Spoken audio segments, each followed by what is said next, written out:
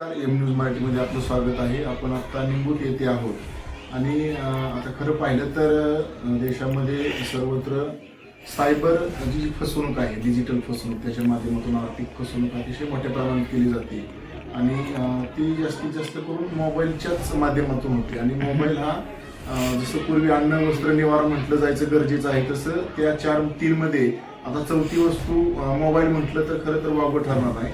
याच अनुषंगाने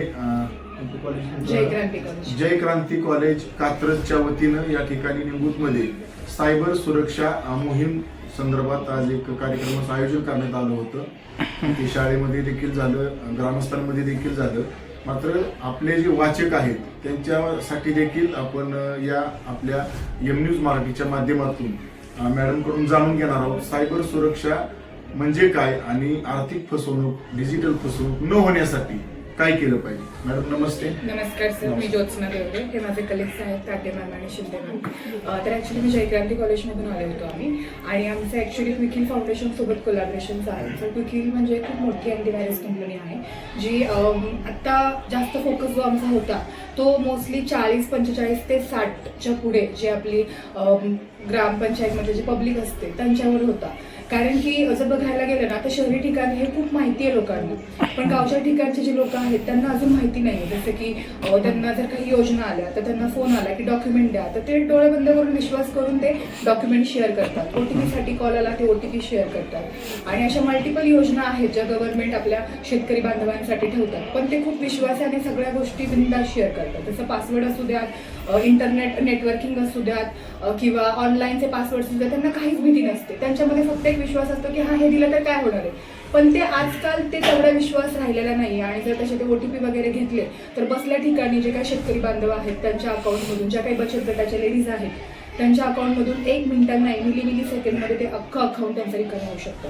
म्हणून आम्ही आणि आमच्या जयक्रांतीच्या विद्यार्थ्यांनी असा छोटासा एक प्लॅन केला होता की आपले जे पण काही 40-45 त्याच्या पुढची जी काही आपली पब्लिक आहे जे स्मार्टफोन यूज करतात किंवा स्मार्टफोन नाही यूज केला तर त्यांना फेक कॉल येऊ शकते. सो त्यांना कसं सेफ राहायचं आहे, पासवर्ड्स कसे क्रिएट करायचे, ज्या गव्हर्नमेंटच्या स्कीम आहेत त्या स्कीम खऱ्या कशा ओळखायच्या, खोट्या कशा ओळखायच्या, कुठे क्लिक करायचं, कुठे क्लिक नाही करायचं. सो याच्याबद्दल आम्ही एक छोटंसं सेशन घेतलं आणि त्यांना माहिती दिली. सो आम्हाला अशी आशा आहे की त्यांना ते खरंच आवडलं असेल आणि परत आम्हाला नक्की आवडेल इथं येऊन अजून माहिती द्यायला. मॅम, जर एखाद्याची अशी सायबर फसवणूक झाली असेल तर त्याचे झाल्यानंतर त्यांनी काय केलं पाहिजे याबद्दल काय सांगू शकाल? हो, ऍक्च्युली आहे ना, आता आपल्याला हे माहीतच नाहीये. जसं की लोकांना वाटतं की स्कॅम झाल्यानंतर कधीही तो माणूस पकडू शकतो, पण असं नाहीये. एखाद्या व्यक्तीसोबत स्कॅम झाला ना तर पहिले जे 2 तास किंवा पहिला तास असतो ना तो खूप महत्वाचा असतो. तेवढ्या पहिल्या तासातच आहे ना तो व्यक्ती भेटायचे चान्सेस जास्त असतात.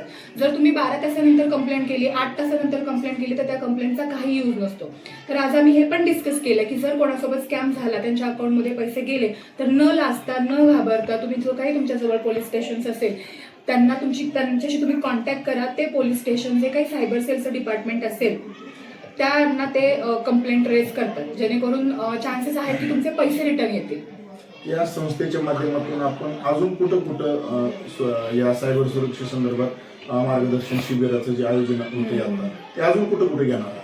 आता तर जर सांगायचं म्हटलं ना तर आतापर्यंत आम्ही पुण्यातले जे काही जवळजवळ 20 ते 25 कॉलेजेस आहेत जिथे आम्ही मुलांना याचं प्रशिक्षण दिलेलं आहे, त्यांना स्टँडर्ड लेवलचं सगळं एक्सप्लेन केलेलं आहे. आणि आता अजून पण आमचे खूप मोठे प्लॅन्स आहेत की असे जे काही ग्रामपंचायत लेवलचे आहेत तिथे जाऊन आम्ही अजून थोडी माहिती देऊ आणि आमचं जे काही टास्क आहे ते कम्प्लीट करू.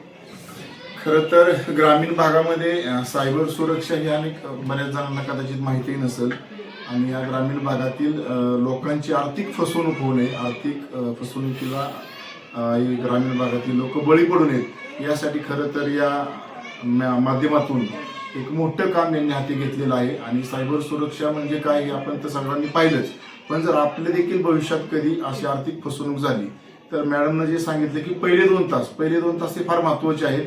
पहिल्या 2 तासामध्येच आपण नजीकच्या पोलीस स्टेशनमध्ये जाऊन आपली तक्रार दाखल केली तर नक्कीच आपले पैसे किंवा आपली जी फसवणूक झालेली काय असेल ते माघारी मिळण्याचे चान्सेस बऱ्यापैकी राहतात, असं यावेळी मॅडमनं बोलताना सांगितलं. मी एम न्यूज मराठीसाठी मधुकर बनसोडे, निंबूत.